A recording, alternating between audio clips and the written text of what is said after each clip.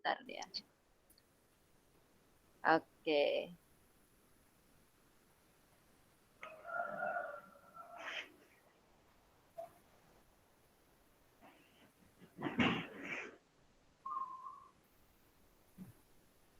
Oke, selamat siang ibu-ibu hebat semua.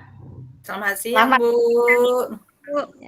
Ya, kita jumpa lagi ya untuk pelatihan kali ini in-house training secara virtual. Ya, semoga pelatihan kita ini yang sederhana ini bisa memberikan manfaat untuk kita semua. Oke, setelah kemarin mengikuti pelatihan secara virtual, kali ini giliran saya memberikan materi untuk in-house training. Materi saya pada kali ini itu capaian pembelajaran. Nah, saya izin share screen ya, Ibu. Iya, Bu.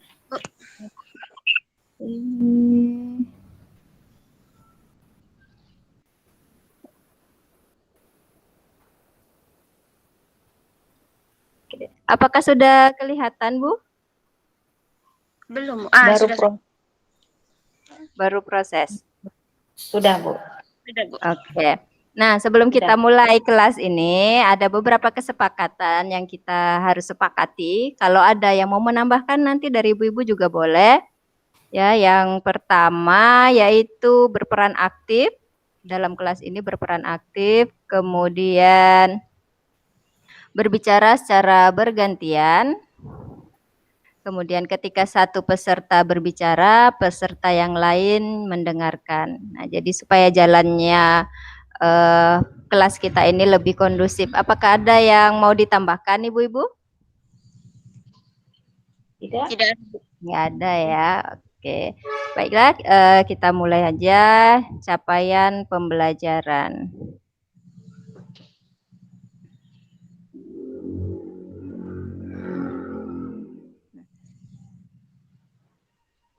Capaian pembelajaran. Nah, dalam kurikulum yang memerdekakan dalam program sekolah penggerak, ada salah satu komponen kita yang namanya itu capaian pembelajaran. Nah, capaian pembelajaran ini apa? Capaian pembelajaran ini merupakan bentuk pengintegrasian kompetensi inti dan kompetensi dasar yang disusun secara komprehensif. Nah, dulu kompetensi inti dan dasar ini kalau kita kurikulum yang dulu dipisah ya. Kalau yang sekarang di capaian pembelajaran ini dijadikan satu. Dia merangkum semua kompetensi mulai dari pengetahuan, keterampilan, dan sikap. Nah, CP ini atau capaian pembelajaran ya, biasa disingkat CP, memungkinkan setiap anak mendapatkan pengalaman belajar sesuai dengan tingkat kompetensinya. Jadi CP ini adalah tujuan gitu ya, apa yang harus dicapai anak dalam ranah kognitifnya, dalam ranah keterampilannya, dan dalam ranah sifatnya, karakternya yang mengarah pada profil pelajar Pancasila. Nah, kita lanjutkan. Prinsip-prinsip CP atau prinsip-prinsip capaian pembelajaran. Prinsip-prinsip capaian pembelajaran yang pertama harus terukur dan spesifik. Ya, maksudnya di sini CP itu harus dapat diukur secara spesifik berdasarkan hierarki. Nah, biasanya ini menggunakan yang namanya kata kerja operasional yang Anderson ya, yang revisi Bloom ya, Bloom yang revisi yang direvisi oleh Anderson seperti itu untuk mendeskripsikan kemampuan siswanya sehingga bisa nampak, kita lihat, bisa kita ukur bahwa ini tercapai atau tidak. Nah, kemudian yang selanjutnya prinsip CP itu harus fleksibel. Nah, fleksibel itu sesuai proses dan tahap belajar anak. Jadi disesuaikan dengan perkembangan peserta didik kita. Nah, CP ini dirancang oleh pemerintah, tapi dalam pengaplikasiannya kita bisa menyesuaikan dengan kondisi anak. Bila dirasa CP itu terlalu tinggi, ya maka kita bisa sesuaikan dengan bagaimana kondisi anak, karakter belajar anak, boleh kita sesuaikan. Ya, artinya mungkin tidak mengganti semuanya, tapi lebih disesuaikan saja. Kemudian kita masuk materi yang selanjutnya. Setelah prinsip ada rumusan CP. Nah, CP dirumuskan, yang pertama CP itu ditulis dalam bentuk paragraf. Kemudian di CP itu pengintegrasian pengetahuan, keterampilan, dan sikap. CP juga dirumuskan dalam bentuk fase-fase yang menyatakan target capaian untuk rentang waktu yang lebih panjang. Nah, di sini ada fase ya. Kenapa pakai fase? Nah, nanti kita akan diskusikan. Nah, fase di sini ada sampai fase F ya, fase A, B, C itu untuk tingkat SD, kemudian fase D itu untuk SMP, fase E dan F itu untuk tingkat SMA ataupun SMK. Nah, kemudian kalau di PAUD, CP itu tidak capaian pembelajaran, tapi capaian perkembangan ya, karena mereka mengembangkan masih dalam proses pengembangan. Nah, yang selanjutnya ada komponen capaian pembelajaran. Nah, apa saja komponen yang ada di dalam dokumen capaian pembelajaran? Itu yang pertama ada rasional mapel, rasional mata pelajaran. Nah, rasional mapel ini adalah alasan penting kenapa kita mempelajari mata pelajaran tersebut. Kalau kita guru bahasa Inggris, kenapa kita belajar bahasa Inggris gitu ya. Kemudian tujuan mata pelajarannya ya, apa tujuan kita belajar bahasa Inggris? Untuk apa? Kemudian karakteristik mapel. Karakteristik mapel ini deskripsi materi apa yang dipelajari di dalam di dalam capaian pembelajaran tersebut. Kemudian CP per fase. Nah, ini tadi ya, CP itu dirumuskan per fase. Dia untuk SD ada fase A, fase B, fase C. Kemudian untuk SMP-nya ada fase D dan SMA ada fase E dan F. Jadi capaian anak ini kita lihat dari per fase. Kalau kita misal di SMP, ya kita ada fase D, berarti capaian pembelajaran kita itu bisa kita capai selama 3 tahun dari kelas 7 sampai kelas 9. Ya, jadi 3 tahun itu waktu kita membimbing anak untuk mencapai capaian pembelajaran. Oke, kira-kira ada yang ingin ditanyakan ibu-ibu sebelum kita masuk yang selanjutnya? Atau kita sharing-sharing, ada yang mau di-sharingkan? Ada, Bu. Nah, apa itu, Bu? Silahkan. Bagaimana kita mengelompokkan anak-anak? Ya. Kan ada yang sudah dapat fase A sampai C, ada yang belum. Bagaimana mengelompokkan siswanya? Oke. Bagaimana kita mengelompokkan siswanya gitu ya, Bu? Nah, ada yang mau menanggapi ibu-ibu? Yang lain? Bu Dahlia dengan Bu Tis? Kata Bu Dwi, bagaimana cara kita mengelompokkan anak-anak menjadi ke fase A? Gimana dari fase A, B, C ke fase D? Ah, iya silakan Bu Tis. Terima kasih Bu Nur. Di sini mungkin saya akan memberikan pendapat tentang mengelompokkan anak per fase. Menurut saya, kita bukan mengelompokkan berdasarkan umurnya, tapi kalau jenjang sekolahnya. Kalau dia kelas 1, kelas 2 SD itu sudah ada masuk ke fase A. Nah, kalau kita di SMP kelas 7, 8, 9 itu sudah termasuk kepada fase D. Jadi kita tidak perlu lagi mengelompokkan misalnya mencari data umur dan segala macamnya. Jadi kita lihat aja jenjang mereka di sekolahnya di mana. Itu menurut pendapat saya, Bu. Terima kasih, Bu. Ya, gimana Bu Dwi? Bu Dahlia atau ada yang mau ditambahkan? Udah, Bu. Oke, sudah ya. Merangkum dari Bu Tis tadi ya. Iya, fase itu sebenarnya sudah ditetapkan ya untuk kelas 1 sampai kelas 2 itu fase A, kelas 3 dan kelas 4 itu fase B, kelas 5 dan kelas 6 fase C, dan kelas 7 sampai kelas 9 fase D.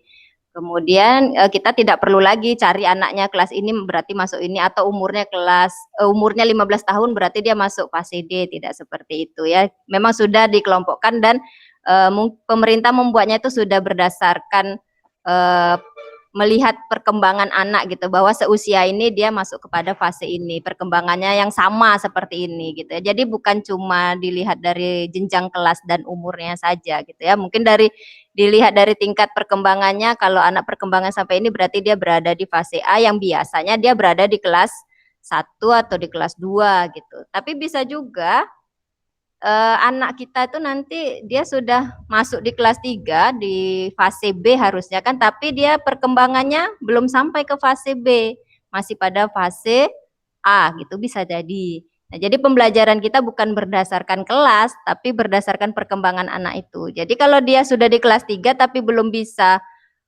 ikut di perkembangan fase B ya, di kelas 3 SD, dia harusnya masih di fase A. Maka kita kasih pembelajarannya yang di fase A. Bisa kita minta kepada guru yang mengajar di kelas di bawahnya gitu untuk memberikan bimbingan. Namun dia tetap ikut juga pada kelas regulernya gitu. Nah, supaya nggak ketinggalan. Nah, itu ya sebagai tambahan. Kemudian ada lagi Ibu-ibu?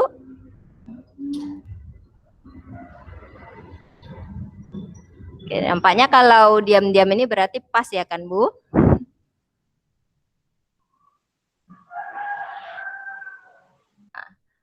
Ya, pertanyaan reflektif.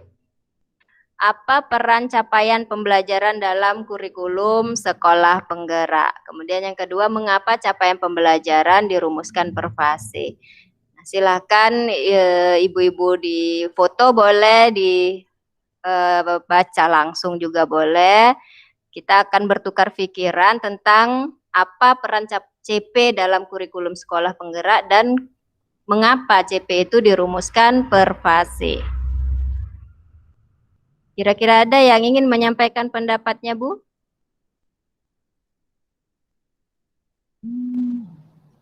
Apa peran CP dalam kurikulum sekolah penggerak menurut ibu-ibu?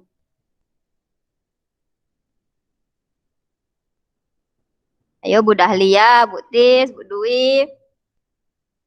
Untuk apa CP itu di dalam kurikulum kita nih sebagai sekolah penggerak? Kalau dulunya kita pakai KIKD namanya kan, kalau sekarang kita pakai CP. KIKD dirumuskan per kelas, kalau CP itu dirumuskan per fase selama 3 tahun itu.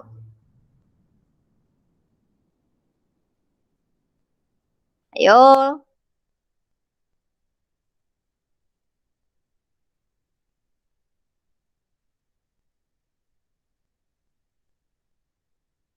Kira-kira kenapa, Bu? Apa perannya CP itu? Sebagai apa kira-kira CP itu kalau untuk kita gitu? Kalau KIKD dulu sebagai apa sama kita, Bu?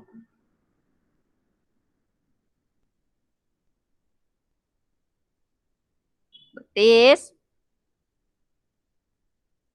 Ungkapkan aja, Bu. Hidupkan mic-nya. Mungkin bisa kita katakan sebagai apa? Sebagai pedoman mungkin ya, Bu. GPS gitu ya. Ibu pernah pakai GPS? Pernah, Bu? Kalau Ya, naik Bu. mobil atau Halo. mau kemana gitu? Halo, Kalau Bu. kita nggak, ya halo? Iya, mungkin saya akan memberikan pendapat tentang peran dari CP ya, Bu ya, Iya. sebagai kurikulum sekolah penggerak. Nah, di sini mungkin istilah CP ini, kalau dulunya yang seperti yang Bu Nurmala bilang bahwa dulu ini adalah KIKD. Nah, sekarang diganti dengan CP. Nah, Iya. kalau jadi CP berarti itulah sebagai acuan kita. Jadi dalam menjalankan nanti kurikulumnya, itu kita mengarah ke sana. Mengarah semua pembelajaran, ATP dan segala macamnya itu kita mengarah kepada capaian. Apa yang ingin anak kita itu dapatkan atau ingin dicapai oleh anak kita pada fase tersebut. Nah, itu kalau menurut pendapat saya. Mungkin Bu Dahlia dengan Bu Dwi bisa menambahkan. Oke, terima kasih Bu Nur. Iya, sama-sama. Ibu Dahlia, Bu Dwi, kira-kira ada yang mau ditambahkan? Saya mau ini yang pertanyaan kedua. Iya, silahkan Bu. Mengapa capaian pembelajaran dirumuskan per fase? Iya. fase tadi kan dibagi menjadi sampai ada 6 Bu ya, A sampai Iya, dengan F F. ya. Mhm. Jadi mengapa capaian pembelajaran dirumuskan per fase? Karena mengikut pada kemampuan anak per tingkatannya itu. Jadi sebab itulah kenapa dirumuskan per fase, begitu. Oke, hebat-hebat ya kan ibu-ibu kita di sini, mantap ya.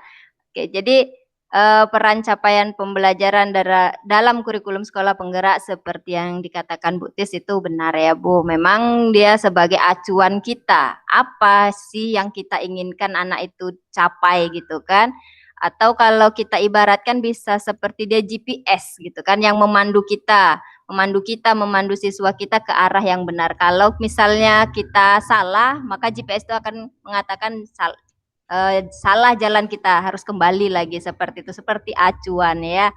Nah, kenapa dirumuskan secara per fase? Ya, seperti kata Bu Dahlia, menyesuaikan dengan perkembangan anak tadi ya, ada fase A sampai fase F. Jadi, pembelajaran itu disesuaikan dengan perkembangan anak, sesuai dengan filosofi Ki Hajar Dewantara, pembelajaran anak sesuai dengan kodrat anak seperti itu. Nah, kita lanjutkan. Nah, untuk kali ini kita masuk pada tema diskusi. Ya, yang pertama, bentuk kelompok yang terdiri dari 4 peserta, lalu pilih moderator dan siapa pematerinya. Kemudian silakan download capaian pembelajaran yang ada di LMS. Pilih satu saja fase sesuai dengan tugas yang Ibu ampu. Kalau Ibu misalnya ngajar SMP berarti fase D.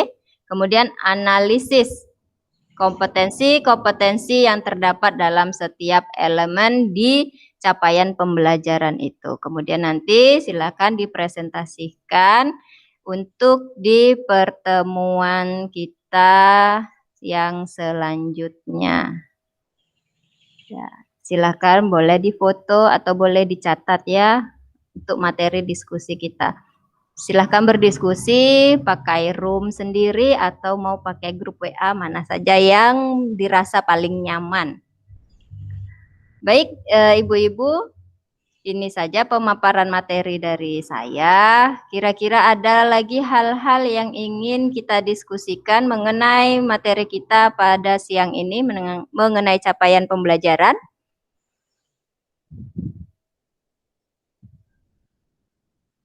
Rasanya pas ya, Bu?